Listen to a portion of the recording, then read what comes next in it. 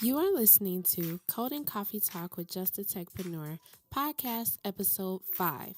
Today's episode, we are talking about 4 metrics all store owners should track. So let's get started. Analytics is the discovery, interpretation, and communication of meaningful patterns in data. They study past historical data from your website so that you can understand your audience and your user flow.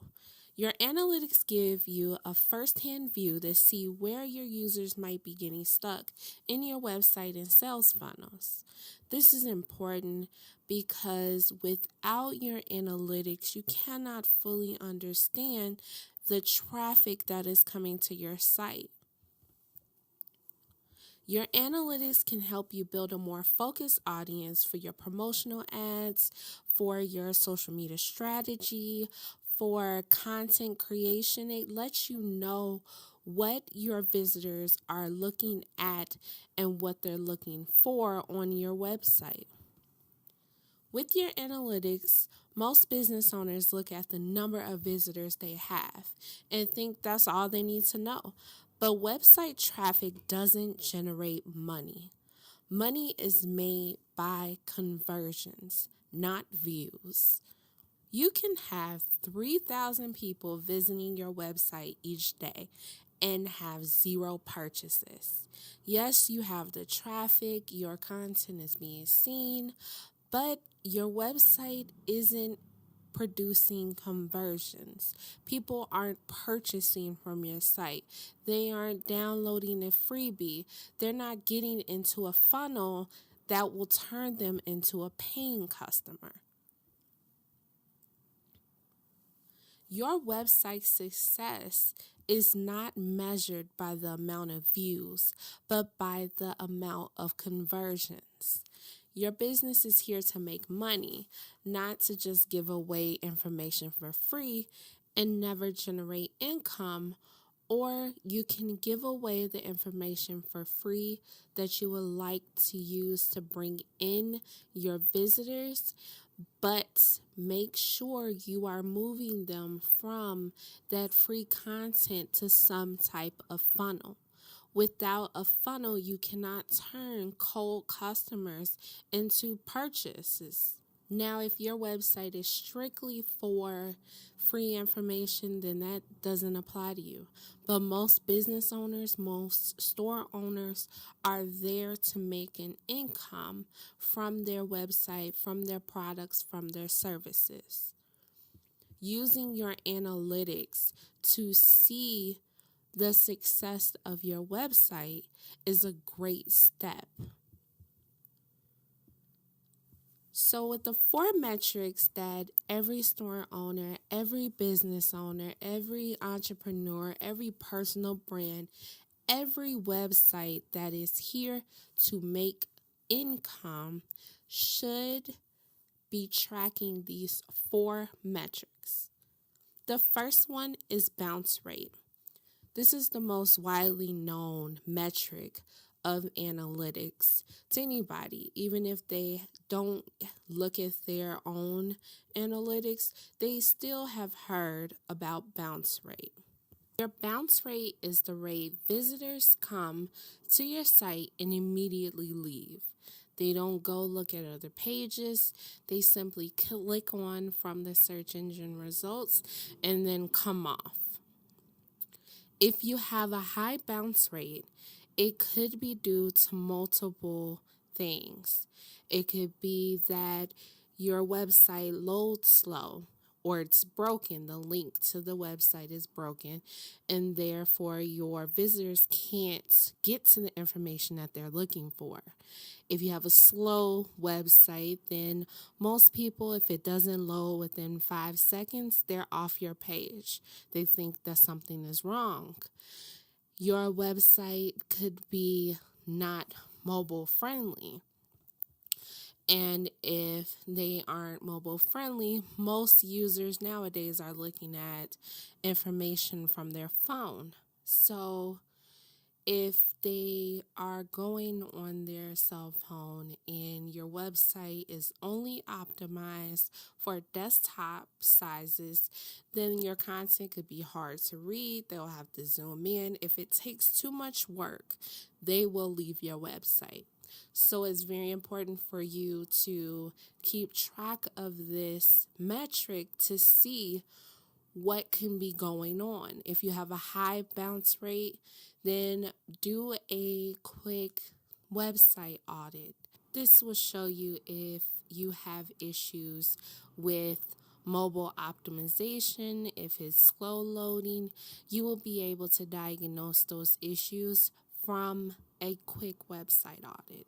Other reasons for a high bounce rate could be they came to your page and it wasn't the information that they expected, or it was completely different from the keyword or the keyword phrase that they were searching for. And if I'm looking for dog grooming tips and I'm brought to a dog groomer, not to say that the SEO is faulty, it is not what I'm looking for. So I may come off of your page quickly because it doesn't give you tips, it just promotes a service. With this, you can use the Google Search Console and see the search terms that your website is projecting to visitors to make sure that they're matching, or if you need to update some of your keywords for your website pages to help keep them on target. So you want to make sure that your website is functioning properly, that your keywords are matching with the content that you are giving to your visitors, and that they can view the information on any screen type.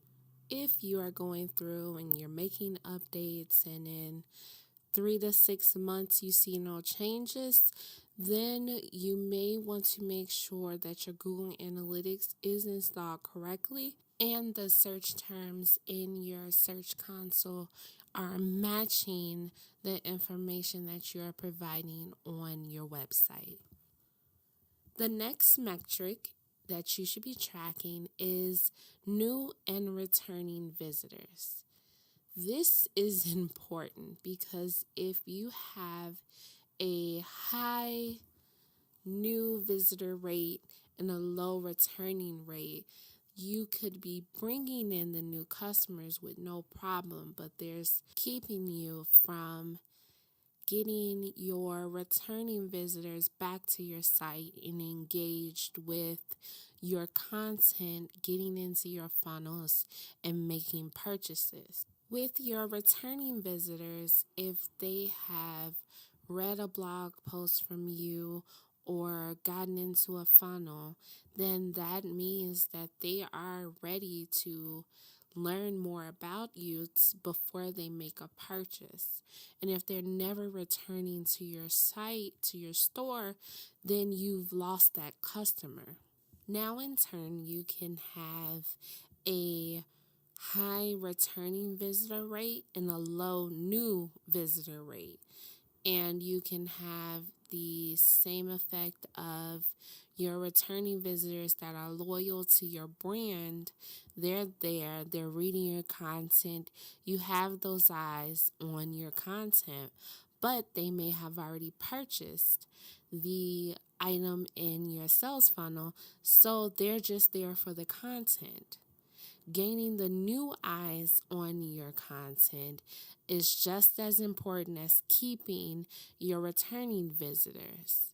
With building new visitors to your site, you have the chance to build new relationships, new customers, and a new way to reduce that bounce rate for those first timers. Now, digging deeper into your returning visitor conversion rate, you want to see what information they saw, the pages that they looked at, and see what they viewed and what the CTA was, what the call of action was. And you can different tools such as heat maps to see how far in the content they went and figure out what kept them from becoming a customer that time. It's great that they returned. They liked you enough. They loved your content. They loved your social media posts. They loved your YouTube videos. So they came back. But what's keeping them from becoming a customer? What's keeping them from being a warm lead and not a sale? Do you have enough CTAs on your page? Do you make your conversion process as easy as possible? There are different things to take in perspective from a customer state of view. The conversion can be adding themselves to your email marketing list.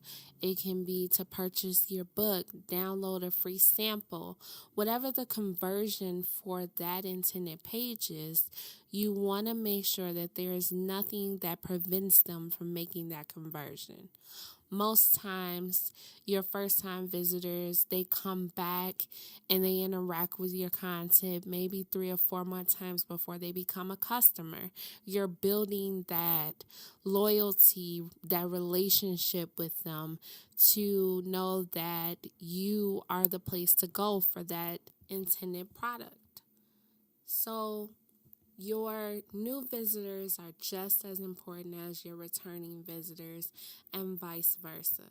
You want to make sure that they're at least converting at a good rate so that you're not just giving away your content and not building a relationship with the visitors on your website. The third metric that you should be tracking is your traffic sources and conversions. When you go into your Google Analytics dashboard, you will see your traffic sources broken down into a couple of main categories, like your direct visitors, your search visitors, and your referral visitors. With your direct visitors, that is who is visiting your website from just typing your URL into the address bar, and it takes them straight to your website. Then you have search visitors who have found your website because they typed in a keyword or a keyword phrase and you were in the results. And then the final is referral visitors. This is where your website was on, such as Facebook, Instagram, Twitter, where they originated from to get to your website. So if you've had articles written about you or your business and it leads to your website, that is a referral visit. Your site was referred to that visitor, and that is how they found you. Now, with each one, it is important for you to know where your traffic is coming from, especially if you are running ads, if you are running promotions. You want to make sure that you are putting those ads on converting traffic sources. So if you're running an ad on Instagram and all of your traffic for the month of November has come from Twitter, then are you really putting that income towards the right thing? If you run that ad for 3 days at a budget of $25 a day and you only get one conversion, where you could have ran that same ad on Twitter and gotten way more conversions, because that is where your customers are. That is where your clients are. This is how they're interacting with you. You don't have to guess at where your customers are coming from, because your analytics will show you. Your social traffic will show you which one of your social media outlets are converting the best on your site. The different referral traffics have a different effect on your SEO. So your direct traffic is the most valuable because it is usually from the visitors who know your brand, who follow you, and trust you and your information that you provide. Your organic search traffic is the traffic that comes from keyword and keyword phrases search results pages. This will show you if your SEO is working for your website and your business. With your social traffic, this is the traffic that comes from social media platforms such as Facebook, Instagram, and you can see which platform is good for your business. Knowing which one of your traffic sources are high converting would help you see which platform you should focus on. If your SEO is low, then you want to go ahead and work on your SEO strategy to help bring in more organic free traffic. If you notice that your Pinterest is very high and you're converting low on Facebook and Instagram, what you are doing on Pinterest, you should definitely keep doing and focus your ads and your content to that platform because you have proof that it is converting at a better rate than Twitter, Instagram, and Tumblr. The last metric that you should be tracking is your conversion rate. This lets you know that the visitors that are coming to your website, no matter the traffic source, no matter the amount of visitors you have, that they are converting.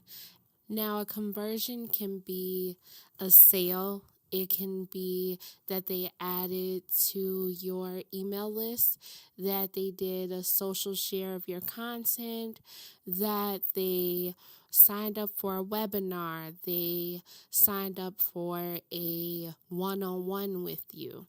You can set different goals in Google Analytics under your conversions, and you will separate them by what you want your visitors to do.